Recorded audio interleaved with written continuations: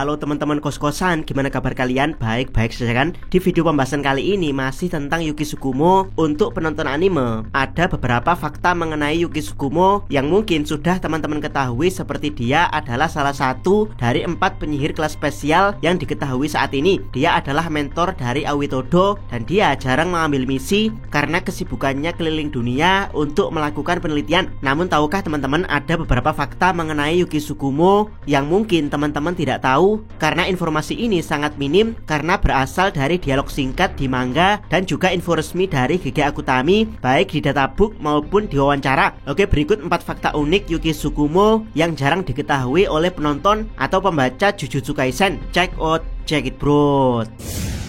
Fakta pertama, tidak mengambil misi tapi tetap digaji besar. Seperti yang kita tahu, penyihir Jujutsu itu seperti PNS karena markas pusat Jujutsu didanai langsung oleh pemerintah Jepang. Tugas utama mereka tentu saja adalah menangani roh kutukan dan pengguna kutukan yang membahayakan umat manusia dalam kurung non penyihir. Gaji para penyihir Jujutsu disesuaikan dengan tingkatan mereka. Semakin tinggi tingkatannya, maka semakin besar gajinya. Dan ya, Yuki dulunya juga sama seperti penyihir Jujutsu lainnya, yaitu bekerja dengan menjalankan misi Jujutsu. Tapi lama-kelamaan misi tersebut membuat Yuki stres karena roh kutukan yang dia tangani tidak pernah habis. Satu misi selesai, muncul lagi misi lainnya. Dari sinilah Yuki punya gagasan untuk menciptakan dunia tanpa roh kutukan, di mana penyihir Jujutsu tidak perlu menjalankan misi yang tidak ada habisnya. Yap, bagi Yuki yang kelas spesial, menjalankan misi Jujutsu itu sangat mudah, tapi menjalankan misi yang tidak ada habisnya membuat Yuki menjadi stres, sehingga dia harus punya tujuan besar untuk menghentikan misi penyihir Jujutsu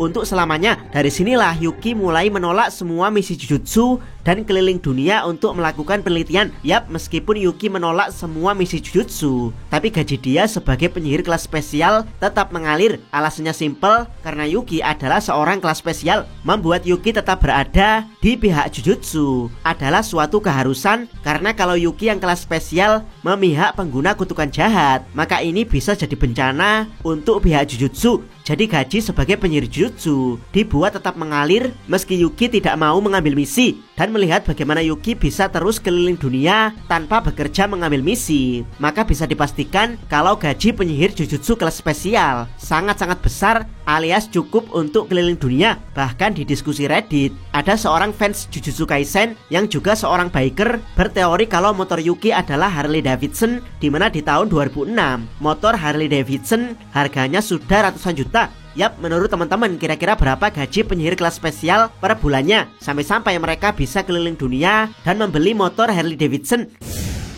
Fakta kedua, kisah pertemuan Yuki dan Aoi Todo. Di anime season 1, teman-teman mungkin sudah pernah melihat bahwa Yuki pernah bertemu Aoi Todo kecil. Namun untuk spesifik hubungan mereka berdua tidak diketahui kejelasannya. Dan ya, di sini Abdikus akan coba menjelaskan sesuai yang ada di databook dan wawancara. Jadi saat Aoi Todo bocah berkelahi dan bertemu Yuki Tsukumo, sebenarnya saat itu Aoi Todo masih kelas 3 SD. Jadi Aoi Todo ini mirip seperti Megumi Fushiguro dan Sumiki saat ditemukan Gojo, atau Nanako dan Mimiko saat ditemukan Geto. Dia punya potensi untuk menjadi penyihir Jujutsu dan ditemukan oleh kelas spesial. Semenjak saat itu Yuki melatih Todo untuk persiapan masuk SMK Jujutsu. Kalau teman-teman lihat ada bekas luka permanen di wajah Todo, maka bekas luka tersebut didapatkan Todo saat berlatih dengan Yuki, menunjukkan betapa kerasnya Yuki dalam melatih Todo. Berbeda dengan Megumi, Sumiki, Nanako, dan Mimiko yang tidak tampak bekas luka di wajah mereka. Itulah kenapa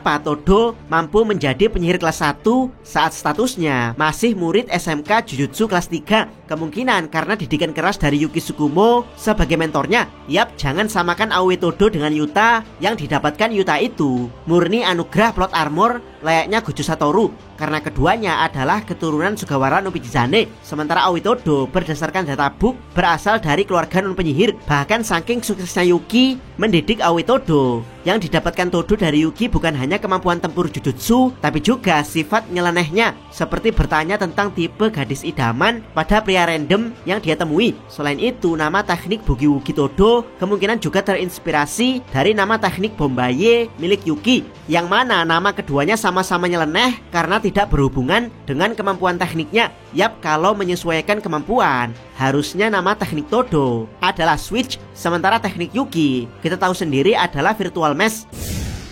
Fakta ketiga, Yuki mantan wadah plasma bintang tapi masih hidup. Yap, banyak teman-teman kos yang bingung ketika abdi kos mengatakan bahwa Yuki adalah mantan wadah plasma bintang, seperti komen teman kos berikut ini. Dari Reksa, Yuki mantan wadah plasma bintang. Gimana ceritanya tuh? Bukannya bakal mati kalau jadi wadah? Yap, dari sini abdi kos ingin meluruskan pemikiran banyak fans Jujutsu kalau menjadi seorang wadah plasma bintang ketika berhasil bergabung dengan Tengen berarti kematian. Hal tersebut salah karena kenyataannya menjadi wadah Tengen tidak berarti mati, alias wadah plasma bintang tersebut sama sekali tidak mati, melainkan menjadi Tengen untuk waktu 500 tahun ke depan. Jika memang wadah tersebut adalah wadah sempurna, setelahnya kemungkinan wadah tersebut akan dilepas Tengen untuk kemudian Tengen berganti wadah baru. Yap, jadi intinya mereka para wadah plasma bintang ini sama sekali tidak mati. Hanya saja mereka tidak lagi berhubungan dengan dunia luar untuk beberapa tahun atau bahkan ratusan tahun, karena memang Master Tengen tidak ingin ikut campur dengan apa yang terjadi dengan dunia luar. Tugas dia hanyalah melindungi Jepang dari kemunculan roh kutukan yang berlebihan dan juga menjaga pondasi Jujutsu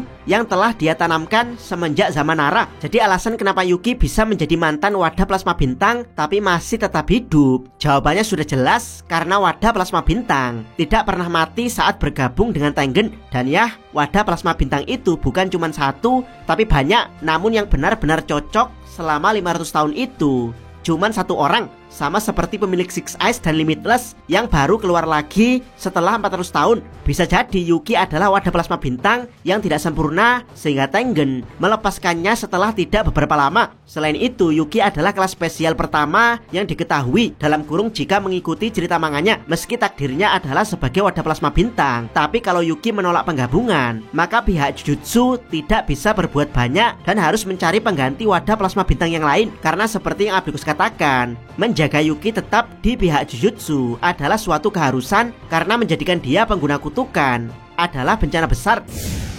Fakta keempat, ditipu Tengen soal wadah plasma bintang baru. Di episode kelima, teman-teman pasti tahu kalau Yuki tidak lagi khawatir karena Tengen sudah di posisi stabil karena ada wadah plasma bintang baru yang menggantikannya. Yap, sebenarnya ini adalah tipuan dari Tengen karena setelah Toji yang punya batasan surgawi membunuh plasma bintang, saat itu takdir Tengen dengan plasma bintang dan Six Eyes telah dirusak Toji. Jadi tidak ada lagi plasma bintang yang lahir setelah itu, dan ini mungkin juga berlaku jika nantinya Gojo mati, yaitu tidak muncul lagi pengguna Six Eyes karena memang takdir ketiganya telah dirusak. Alasan Tengen menipu Yuki kemungkinan karena Tengen takut pondasi Jujutsu yang dia tanam sejak zaman Nara pada akhirnya runtuh, di mana para penyihir Jujutsu malah balik melawannya. Selain itu, kalau Tengen saat itu berkata jujur, maka Gojo dan Geto yang punya kemampuan spesial untuk menggantikan Tengen akan langsung maju melawannya. Untuk itulah Tengen pada akhirnya tetap bungkam hingga Geto mati dan Gojo disegel. Barulah ketika hanya tersisa kelas spesial seperti Yuki dan Yuta